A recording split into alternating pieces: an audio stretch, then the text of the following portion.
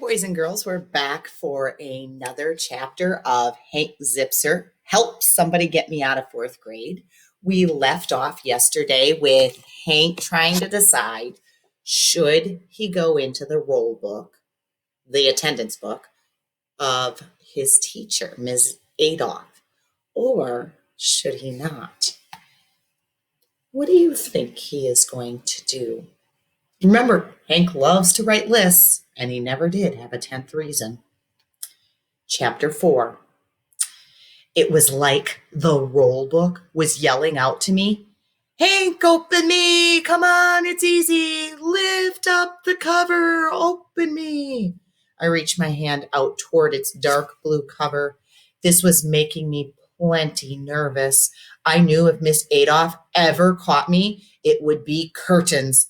I could feel sweat forming on all parts of my body, the back of my neck, my forehead.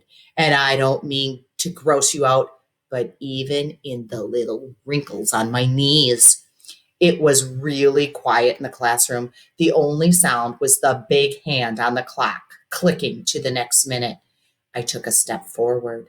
The rest of my life was just inside that book. I took a deep breath and reached out. Will you hurry up already? Ashley said in a loud whisper. If you're going to do it, do it. Her voice scared me so much that I almost jumped out of my sneakers, which wasn't easy because they were tied tight with double knots. Ashley, I whispered back, you scared me. I'm just trying to help you. Miss Adolph could be back at any minute. I reached out again, and no sooner had I touched the roll book when I heard footsteps in the hall just outside our classroom. The door swung open, but I was able to get my hand away just in time. All three of us stood like statues, trying not to look like we were about to do something wrong.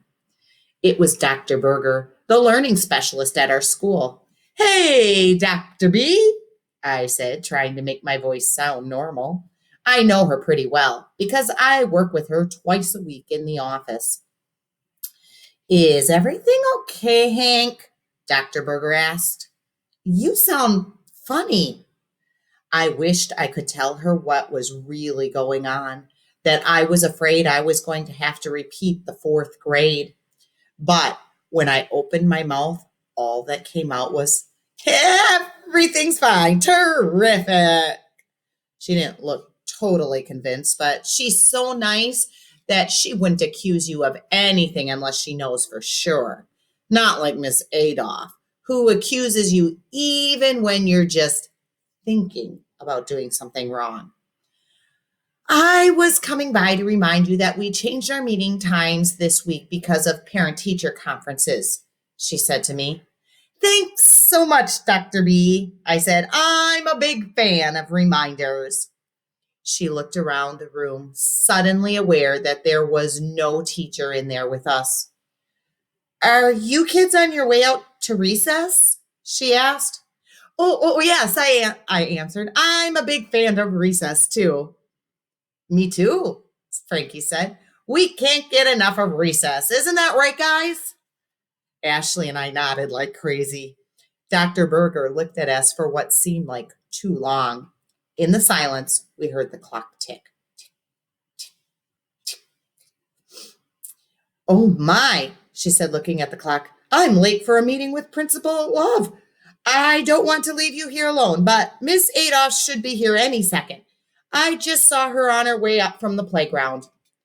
Great, I said. We're big fans of Miss Adolph, too. Dr. Berger gave me a funny look, nodded, and laughed. I knew I had to act fast. Ashley, go out in the hall and stand watch, I said. If you see Miss Adolph coming, your job is to get her into a conversation so she doesn't come in here, Frankie said. About what? Ashley asked. About anything. The weather, her gray clothes. Ask her if her underwear is gray too. I'm not asking her that. Ash, will you just get out there now? I said. You'll come up with something. Go! Ashley went out into the hall and closed the door.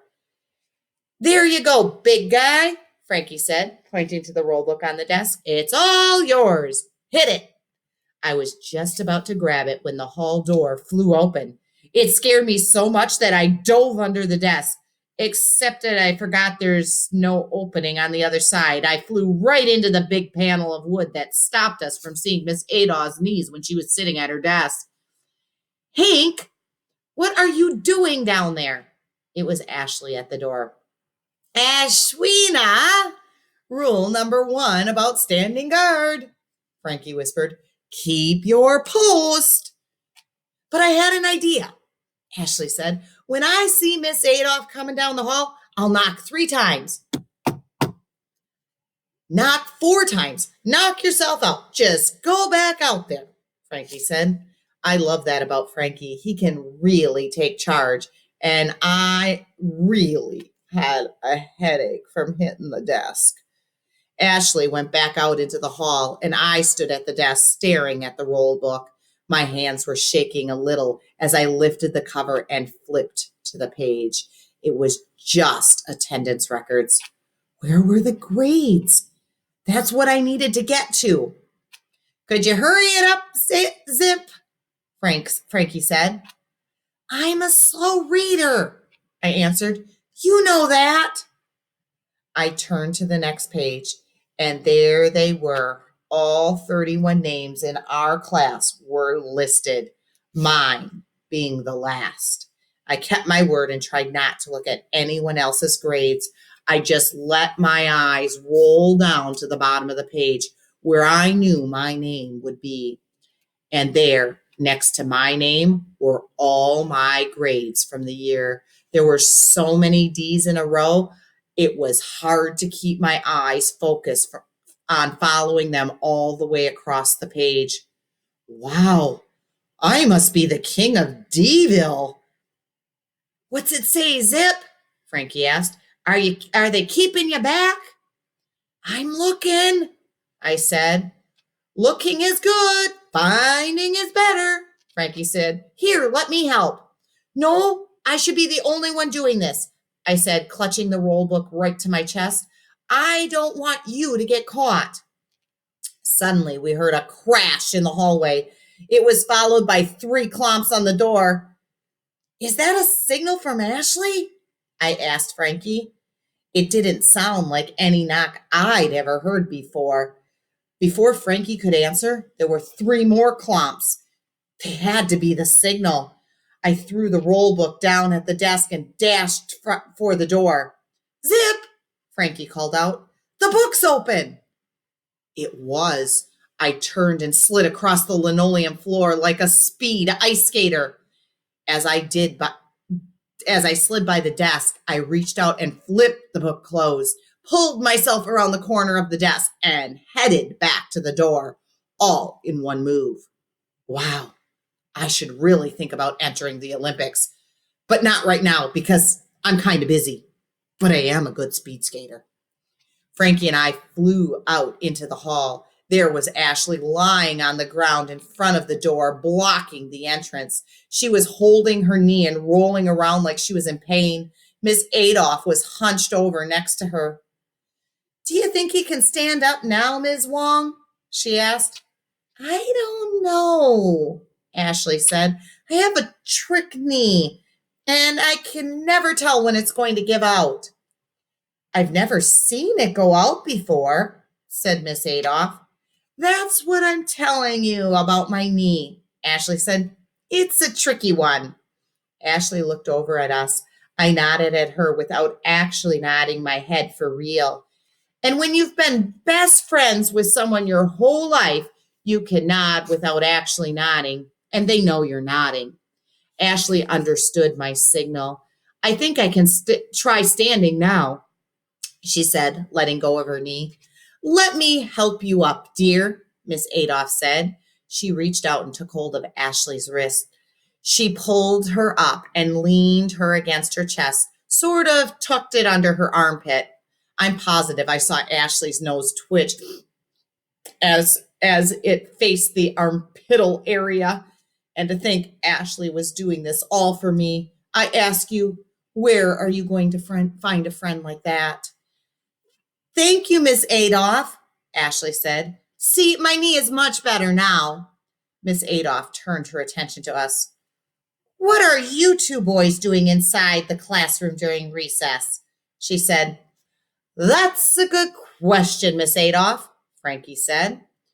Which is why you're a good teacher, because you ask good questions, I added. I'm still waiting for an answer, boys, Miss Adolph said. I noticed her foot start to tap like it does when she's waiting for me to answer how much 12 times 7 is. I looked over at Frankie for some help, but I saw something I had never seen before. Frankie was speechless, wordless, answerless. It was up to me to come up with an answer. Ms. Adolph, I began, knowing where my brain was going. Not knowing where my brain was going. We were in the classroom during recess because we believe that you can never be too early for earth science. That's a very unusual attitude for you, Henry, Miss Adolph said. She was definitely suspicious, and I knew I had to do some fast talking. I know it is, I said. The old Hank wasn't that much of an earth science fan, but the new Hank can't get enough of igneous rocks. As a matter of fact, I started a collection yesterday afternoon. I said a silent thank you to the people who make the National Geographic specials for television. I had just seen one on volcanoes and how the lava from them produces igneous rocks. Miss Adolph raised an eyebrow at me. I must say I'm surprised by your enthusiasm, but pleased. Phew, that was close. I looked over at Frankie and Ashley. Maybe I'm getting all D's in school, but every once in a while I have to give my brain an A plus. Ordinarily, I might have taken time to enjoy the moment, but I had other things on my mind, like what I had seen in the roll book. Chapter 5. It said, redo. That's all. Redo. Now, you know me. I'm no expert in vocabulary, but I do know two things. One thing I know is that the letters R-E mean when they're in front of a word, like take the word rewrite, which is always what I have to do on my papers. It means do it again, and this time use the dictionary. Redo, as in not good enough. No way, Jose. Do it over. When I saw the word redo next to my name, I knew it could only mean one thing. I was going to have to repeat the fourth grade. It was the worst moment of my life. I thought about all my friends going on to the fifth grade and me stuck in the same class with my smarty pants sister. I thought about how Nick McKelty was going to hold this over my head forever and tell everybody he's ever met that I wasn't smart enough to get out of the fourth grade. I thought about the look on my dad's face when they tell him that his only son, if you don't count Cheerio the dog, is being left behind. Wow. Redo. Isn't it amazing how 4 little letters can make you feel so bad? How would you feel if you were in Hank's shoes right now?